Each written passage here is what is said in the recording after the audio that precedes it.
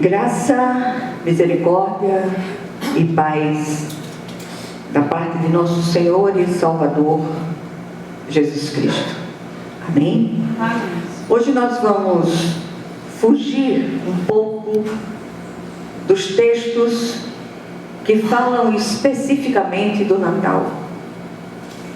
E vou fazer isso propositalmente, porque precisamos ter a consciência do nascimento do Cristo todos os dias do ano, não apenas nessa época que tem sido tão desvirtualizado o acontecimento que dividiu a história.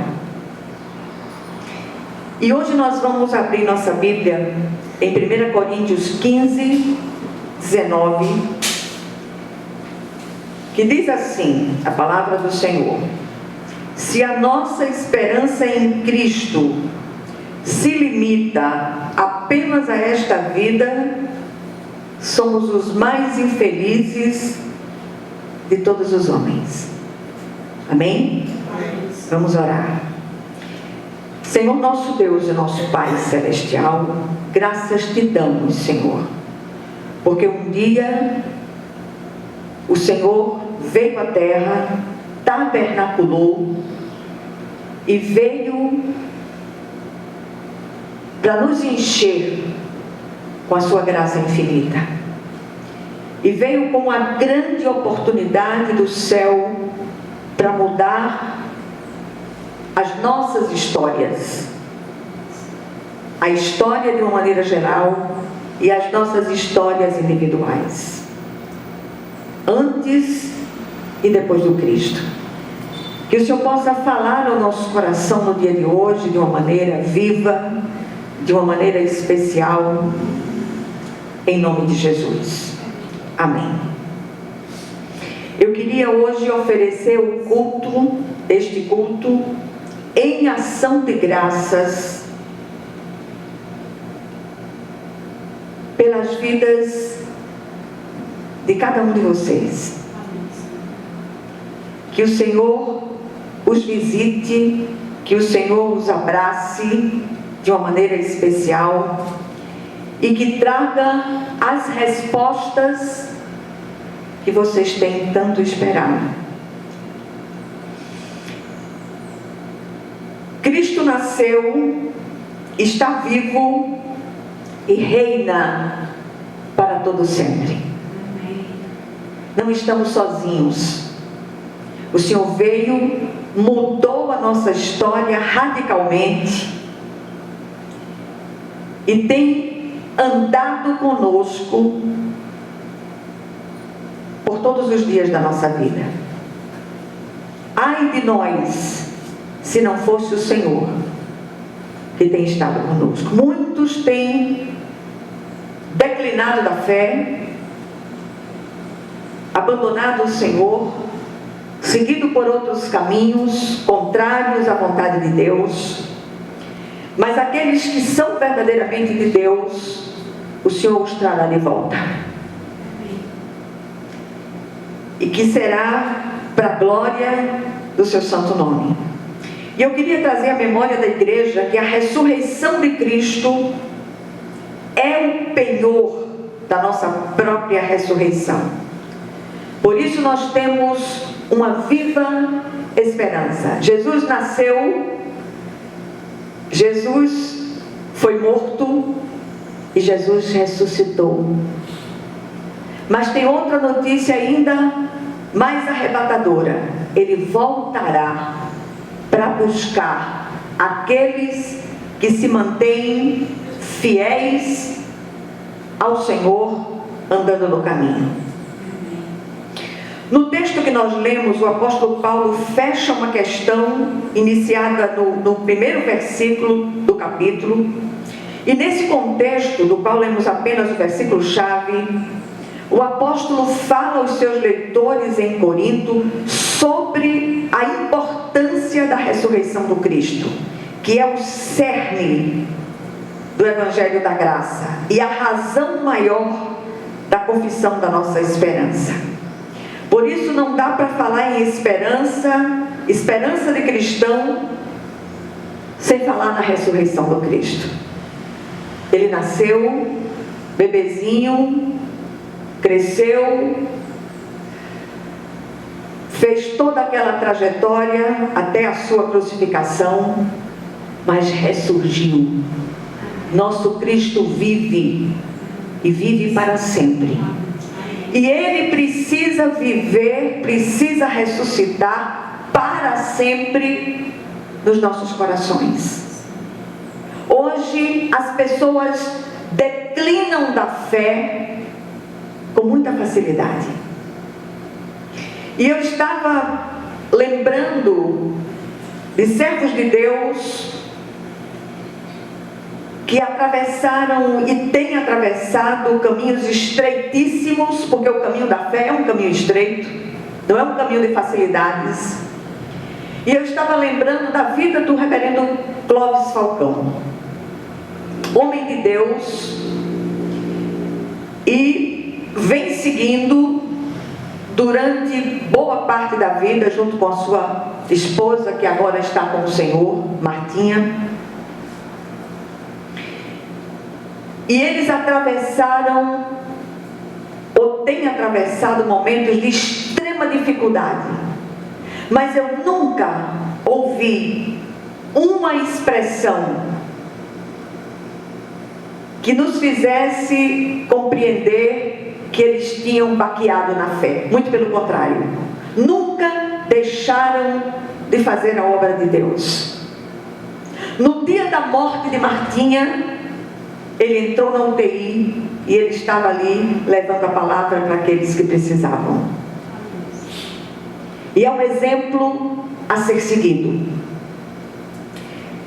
Sabemos que já houve uma ressurreição do nosso espírito, outrora morto em seus delitos e pecados, mas aguardamos o dia da ressurreição de nossos corpos, que serão glorificados à semelhança do corpo de Cristo. Vejamos o que diz o apóstolo Paulo a esse respeito em Colossenses 3:1. Ele diz: portanto, fostes ressuscitados juntamente com Cristo, buscai as coisas lá do alto, onde Cristo vive, assentado à direita de Deus. Aqueles que não estavam tão firmes na fé se deixaram contaminar pela filosofia dos céticos gregos, tornando-se desalentados e sem esperança. E eu tenho uma predileção toda especial pela palavra esperança.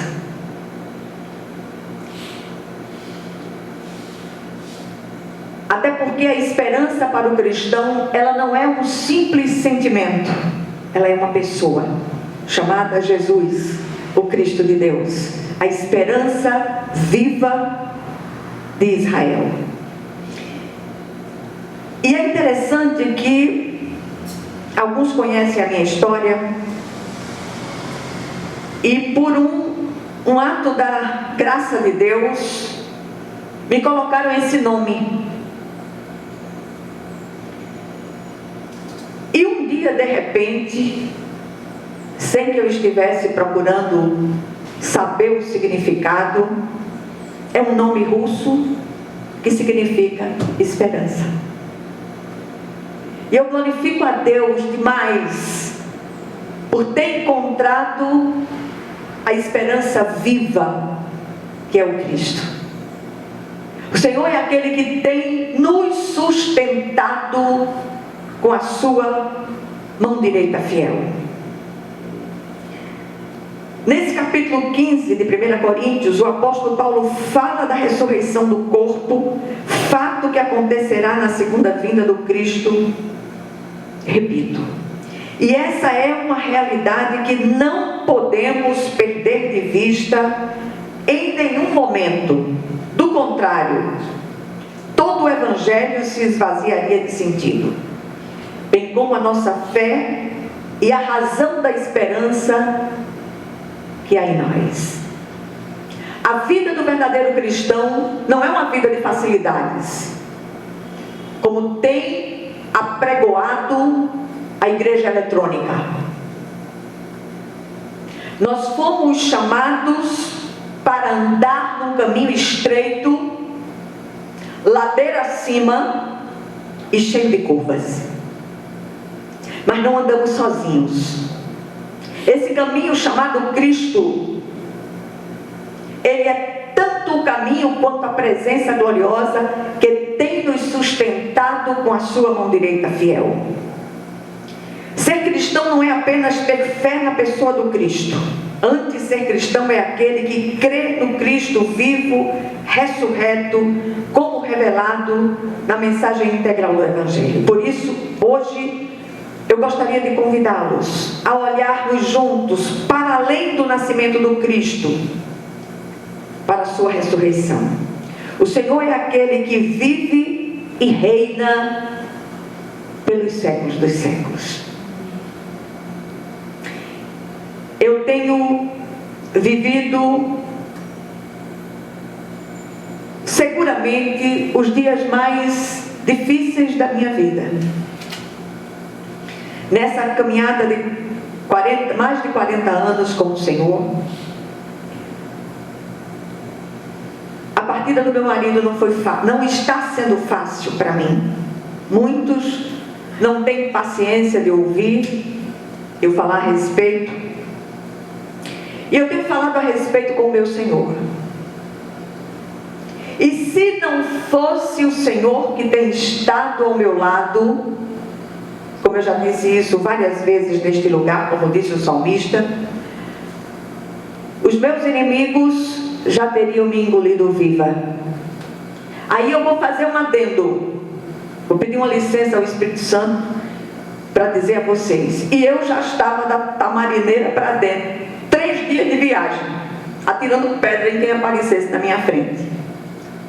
Então você quer ver a glória de Deus?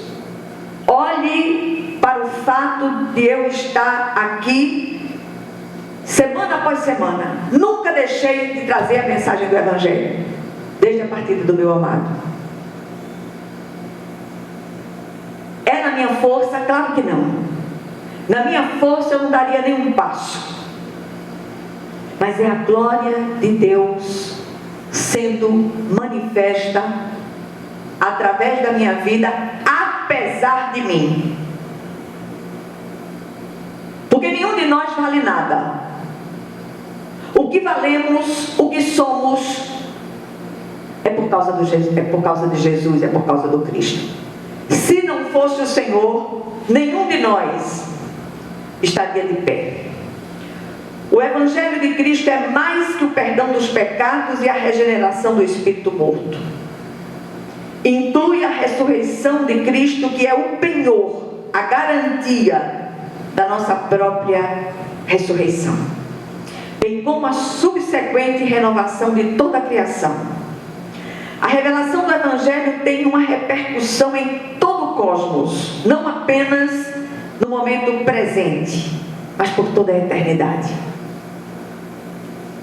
Paulo traz à memória daqueles irmãos em Corinto 4 verdades acerca da ressurreição que eu queria partilhar com vocês. Primeira verdade, ele traz à memória dos coríntios a mensagem que ele havia pregado e eles receberam e creram. Versículos 1 e 2 do contexto.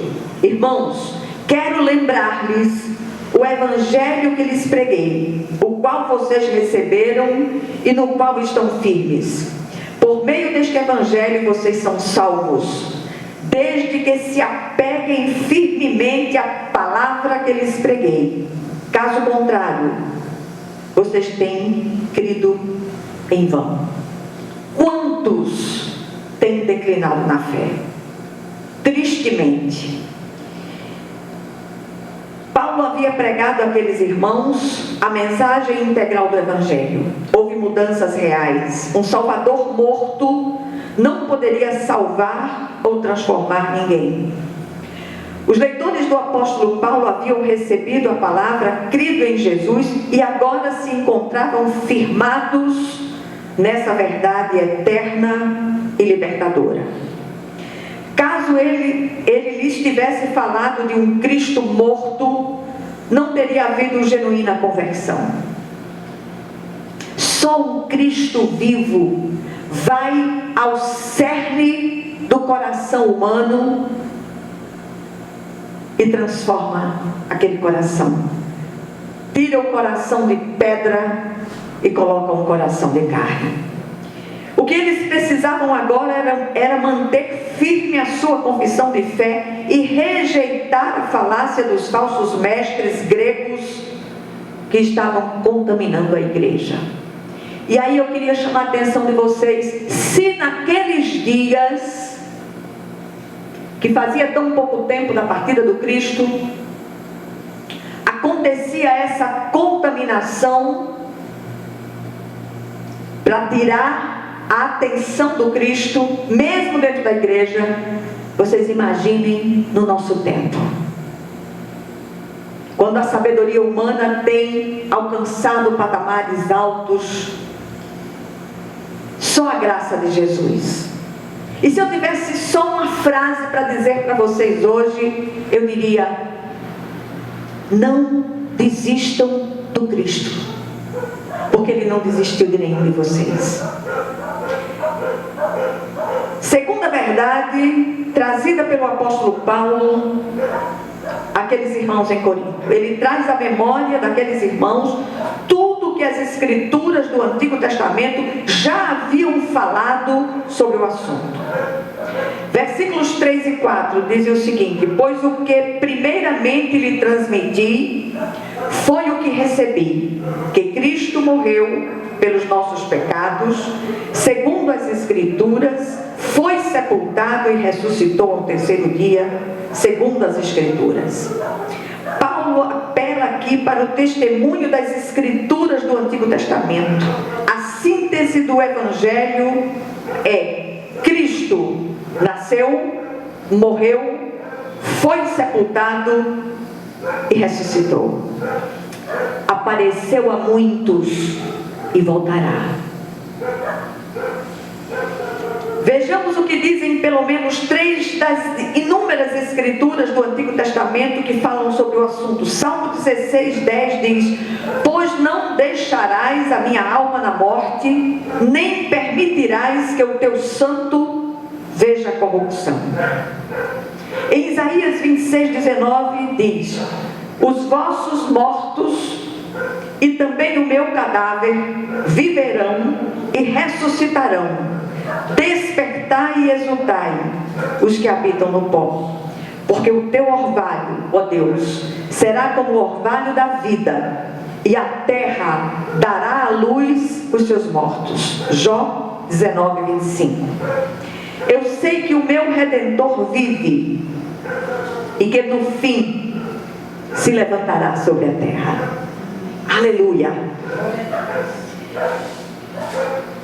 Terceira verdade, ele traz à memória dos coríntios o testemunho daqueles que viram o Senhor ressurreto.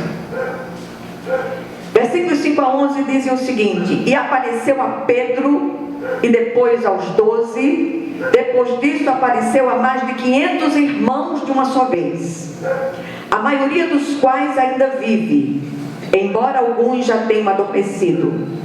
Depois apareceu a Tiago e então a todos os apóstolos. Depois destes apareceu também a mim, como um que nasceu fora de tempo, pois sou o menor dos apóstolos e nem sequer mereço ser chamado apóstolo, porque persegui a igreja de Deus.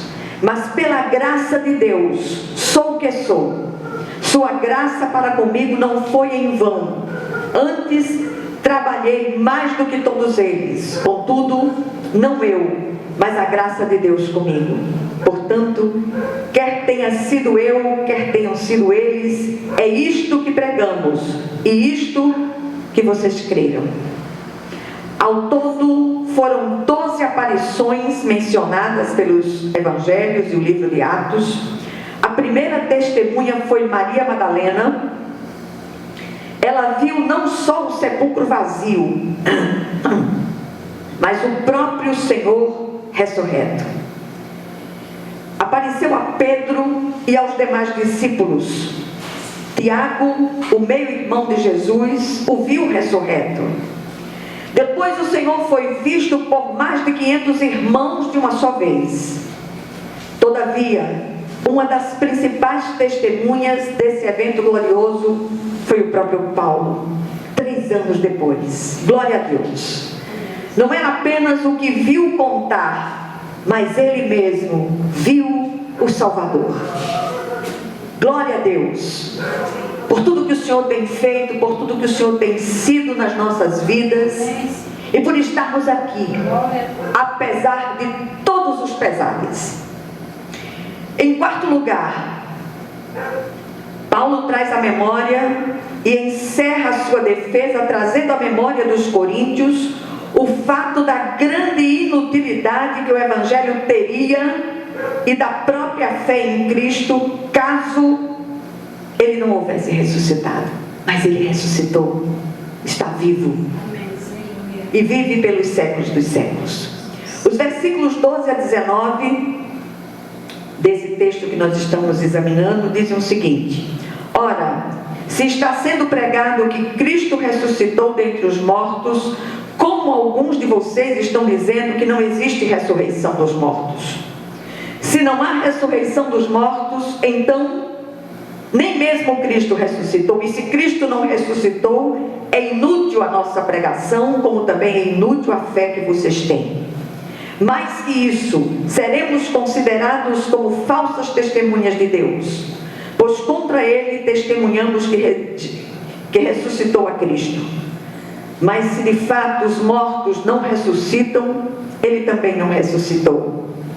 Não ressuscitou a Cristo. Pois se os mortos não ressuscitam, nem mesmo Cristo ressuscitou. E se Cristo não ressuscitou, inútil é a fé de vocês, e ainda estão em seus pecados. Neste caso, também os que dormiram em Cristo estão perdidos. Se é somente para esta vida que temos esperança em Cristo, dentre todos os homens, somos os mais dignos de compaixão. Negar a ressurreição do Cristo seria tornar o cristianismo uma ilusão. Não haveria regeneração do espírito. A ressurreição é o cerne da esperança do cristão, não só nesta vida, mas na vindoura. Por isso, tão cuidadosamente, o Espírito de Deus trouxe para nós. Muitos em nosso meio têm vivido dias de muita dificuldade, dias de desesperança. E eu queria, de uma maneira muito especial, trazer essa palavra que falasse não apenas do nascimento físico de Jesus, mas da própria ressurreição. Jesus está vivo, está conosco e tem nos sustentado com a sua mão direita fiel. E eu repito, a ressurreição é a peça-chave, é o cerne da esperança do cristão, não só nesta vida, mas na vindoura. Como diz o hino, porque ele vive, posso crer no amanhã. Nós também ressuscitaremos. Cristo vive e reina pelos séculos dos séculos. O que toda essa defesa da ressurreição de Cristo traz para nós no dia de hoje? Primeira coisa, gostaria de recorrer às palavras do apóstolo Pedro, em 1 de Pedro 1,3, ele diz: bendito Deus e Pai de nosso Senhor Jesus Cristo, que segundo a sua muita misericórdia, nos regenerou para uma viva esperança, mediante a ressurreição de Jesus Cristo dentre os mortos. É mais que uma simples religiosidade de aparência. Muitas igrejas têm estado lotadas de pessoas vazias do Cristo ressurreto. A cada dia nós precisamos confirmar diante do Eterno e diante daqueles que estão ao nosso redor a razão da esperança que é em nós. Como eu disse há pouco, nesse meu momento, se não fosse o Senhor que tem estado ao meu lado, eu não estaria aqui. É pura graça de Deus. Segundo lugar, nos dias atuais, quando parece faltar fé e esperança para muitos do nosso meio, essa palavra nos traz grande conforto. O mote da nossa esperança não é um conceito vago, mas é a ressurreição do próprio Cristo. A esperança viva, a esperança que se fez carne e habitou entre nós e continua nos sustentando com a sua mão direita fiel. Em terceiro lugar, a esperança fundamentada no Cristo vivo auxilia a superar os momentos de extrema tristeza, dificuldade, perdas, porque nós sabemos em quem cremos. E por último, o esperançoso na vida eterna não está à mercê do acaso, mas guardado pelo poder de Deus. Devemos fazer a grande declaração que motivou esta mensagem. Eu queria que você repetisse comigo. Cristo vive. Cristo vive. Temos uma viva esperança. Temos uma viva esperança. Amém, Jesus. Amém. Que o Senhor aplique essa porção da palavra aos nossos corações. Estamos todos carentes de esperança. Não como um simples sentimento, não como uma simples expectação positiva, mas como uma pessoa. A esperança viva de Israel, chamada Jesus, o Cristo de Deus. Que Deus abençoe vocês poderosamente. Amém? Eu queria chamar nossa irmã. Me esqueci do nome dela. É comigo. Não. Rosângela. Sim, senhora, vem assim, bora pra cá. É bonito.